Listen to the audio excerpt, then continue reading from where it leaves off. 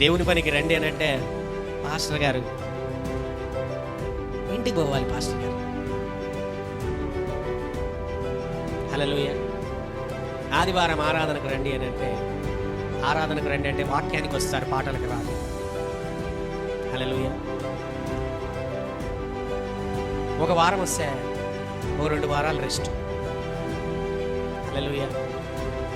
నిర్లక్ష్యం అనేటువంటి దుర్గం, అశ్రద్ధ అనేటువంటి దుర్గం. ఆదివారం బల్ల రోజున అందరూ హాజరు. బల్ల తీసుకున్న తర్వాత